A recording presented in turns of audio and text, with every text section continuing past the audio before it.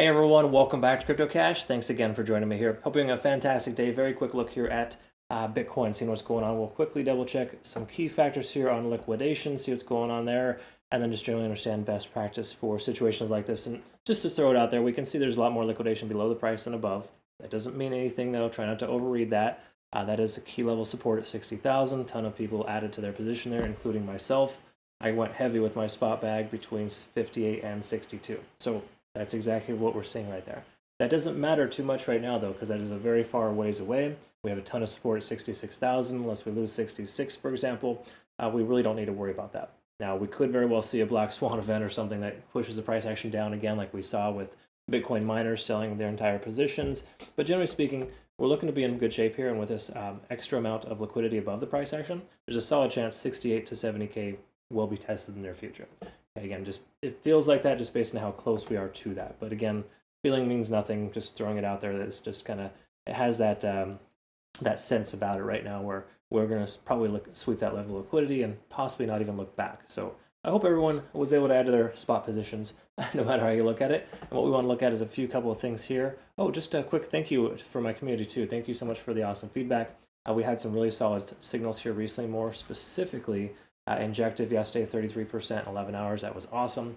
I did miss my Solana entry, of course. I'll cover that here a little bit later. But a lot of my community was able to capitalize on that. So good job, everybody, for getting in on that. Nice job there, Red Coke, and, well, pretty much everybody else, too. Look at this. Injective Solana. We killed it yesterday. So kudos to all.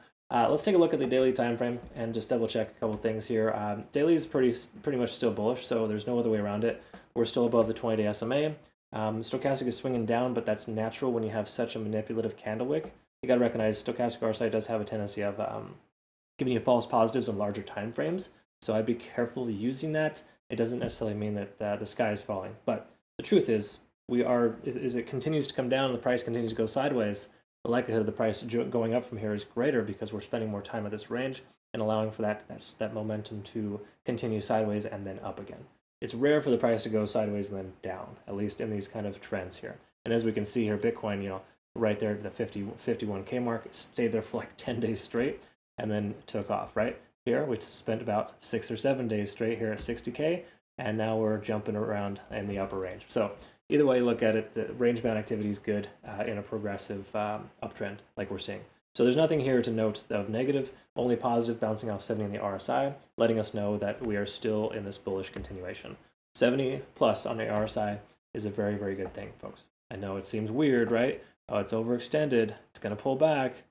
Not exactly. That's not how the crypto market works, honestly. So 4-hour time frame. We're above all moving averages. Look at this here, 66,000 holding like a champ. That's when we took our injective trade right there, knowing that 66K was a closure for the day, and we continued on. So again, waiting for candlestick closures can be good. It can be a double-sided sword, though, if you will, or coin, whatever you want to call it. Because again, I waited too long to take my Solana trade. Honestly, hadn't I waited for the daily candlestick to close, we would have been able to scalp those that profit too, or take that good 15% or whatever. That was a pretty solid play. So again, good job Rexar and David, Michael, for catching that and helping our community. But generally speaking, with Injective, it was the same concept. We bought at support with Bitcoin, closing on the daily above support, and giving us that confidence that the price action is going to continue higher. We have a stochastic swing to the upside here. Stochastic is swinging upwards. We've got a MACD convergence here as well, looking very, very primed. And then, of course, we've also got MFI, RSI above 50. So these are all extremely positive signs, folks. There's nothing on the 4-hour time frame that tells us the price is due for a correction. Okay, now I don't know if you're looking at ultra hidden, bullish, bearish divergence convergences, but if it's anything of that like that we cannot see, which I thought was funny, somebody in the group yesterday said something about hidden divergences and why are they hidden if nobody can find them. Anyways, I'm kind of poking fun a little bit there, but the truth here is that we don't have anything that's really telling that the price is going to turn around. Again, you can microanalyze the 1-minute chart if you want, but right now the macro is screaming bullish convergence and the fact that we're going to continue higher. Right now we're testing 67,600. That's a previous daily candlestick closure from 2.5 years ago, from 2021. So that's why that level is here. 67.6 is an important previous level. 66,000 is a previous week close too. That's an important level too. So we got to recognize those are some areas that we're going to be either a range bound. We could reject off this upper level, come back down, or we break through, use that as a support, and continue higher. Okay, few different case scenarios exist. Nobody truly knows though, honestly. Okay, so we're at a TD sequential. Let's take a quick look here just to clarify. We are at a 9, so we are overextending ourselves here. We've been moving 9 hours in the same direction. Now, you could argue that this is a good period of consolidation here. We got about 4 hours of sideways action. So we should have got a reset, didn't. Either way you look at it, we are mildly overextended, so that doesn't mean too much. What matters here is Ichimoku Cloud breaking free from the price action. So what we want to be able to see is the lagging span kind of hanging out above the price action and doing very well for itself. Okay? Now, generally speaking, what it should be up in this range here, which it is. There it is. It's breaking free and clear. We can see the conversion line is above the baseline, and the lagging span, the cloud itself, is consolidating right there at 66K. Okay? So that's awesome. It's reaffirming support at 66K, showing we have good momentum here, and that the lagging span being free and clear is a good consideration for a long position. So generally speaking, at this point, we have all green lights, more so for a long than a short. However, we are overextended going into this. We're still range bound within 66 to 67.6K, and that is an important thing to recognize too. So all of that stuff combined, until we break free from this range, we may not see the price take off. But once more, it does seem fairly likely. The only thing that gives me a little apprehension is the fact that we are overextended leading into it. But once more, as I've discussed previously, and we've known for quite a long time, overextension means very little in these type of trends, especially when big money is moving. Okay.